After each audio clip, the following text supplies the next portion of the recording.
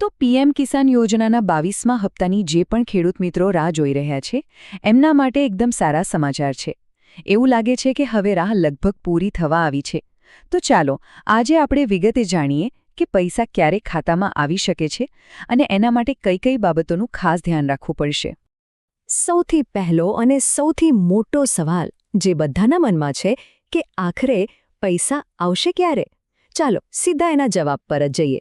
તો ખુશખબર એ છે કે રાહ હવે લગભગ પૂરી થઈ ગઈ છે.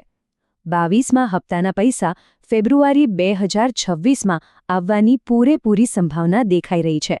કૃષિ વિભાગ તરફથી લગભગ બધી જ તૈયારીઓ પણ થઈ ચૂકી છે. ચાલો હવે જરા વિગતમાં જઈએ અને આ હપ્તાની જે મુખ્ય વાતો છે એને સમજી લઈએ, જેથી બધું એકદમ સ્પષ્ટ થઈ જાય. આ કોઈ નાની સૂની વાત નથી. દેશભરમાં 9 કરોડથી પણ વધુ ખેડૂતો આ હપ્તાની રાહ જોઈ રહ્યા છે. આ આંકડો જ બતાવે છે કે આ યોજના કેટલા મોટા પાયે લોકો સુધી પહોંચી છે. અને હા, રકમની વાત કરીએ તો ગયા હપ્તાઓની જેમ જ આ હપ્તામાં પણ 2000 રૂપિયા જમા થશે. જે પણ પાત્ર ખેડૂતો છે એમને દર 4 મહિને આ રકમ મળતી રહેશે.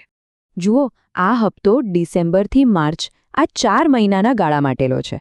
અને જો આપણે જૂનો રેકોર્ડ તપાસીએ ને તો મોટાભાગે પૈસા ફેબ્રુઆરી મહિનામાં જ આવ્યા છે. એટલે આ વખતે પણ એવી જ અપેક્ષા રાખી શકાય.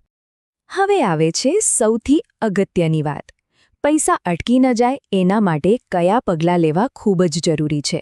ચાલો એના પર ખાસ ધ્યાન આપીએ. સારું, તો પૈસા સમયસર ખાતામાં આવી જાય ને એના માટે આ 3 વસ્તુઓ તો ખાસ ચેક કરી લેવી જોઈએ. ચાલો હવે એક પછી એક ત્રણેયને બરાબર સમજી લઈએ. સૌથી પહેલી વાત, ફાર્મર આઈડી. એક વાત યાદ રાખજો, આ દરેક રાજ્ય માટે ફરજિયાત નથી. પણ જો કોઈના રાજ્યમાં એ બનાવવાનું ચાલુ થયું હોય તો એ કામ ચોક્કસ પૂરું કરી લેવું, જેથી 22મા હપ્તા વખતે કોઈ તકલીફ ના પડે. અને હવે સૌથી અગત્યની વાત. મોટાભાગના કેસમાં પૈસા જો અટકતા હોય તો એનું કારણ હોય છે આધાર બેંક સીડિંગ. આ બાબતને બિલકુલ હળવાશથી લેવા જેવી નથી. જો આ એકદમ સીધી વાત છે. જો સ્ટેટસ સક્ષમ એટલે કે ઇનેબલ્ડ બતાવતું હોય તો સમજો કે પૈસા આવવામાં કોઈ વાંધો નહીં આવે. પણ જો એ અક્ષમ એટલે કે ડિસેબલ્ડ લખેલું આવ્યું તો પૈસા ચોક્કસ અટકી શકે છે. એટલે આ કામ તો આજે જ પતાવીને તેને સક્ષમ કરાવી લેવું જોઈએ. હવે વાત કરીએ ઈ-કેવાયસીની. આનો નિયમ તો સાવ સીધો અને સરળ છે. જો પહેલાં ઈ-કેવાયસી કરાવેલું છે તો અત્યારે કંઈ જ કરવાની જરૂર નથી. પણ જો નથી કરાવ્યું તો એને તરત જ કરાવી લેવું. અને હા, સરકાર ફરીથી ન કહે ત્યાં સુધી એને વારે અપડેટ કરવાની પણ કોઈ જ જરૂર નથી.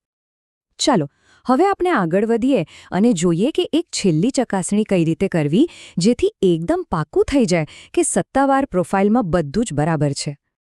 આ છેલ્લું પણ ખૂબ જ જરૂરી પગલું છે. લાભાર્થી પોર્ટલ પર લોગિન કરીને પોતાની પ્રોફાઇલ એકવાર જરૂર તપાસી લેવી. એ ખાતરી કરી લેવી કે તેમાં કોઈ ભૂલ કે પછી કોઈ ચેતવણી તો નથી ને.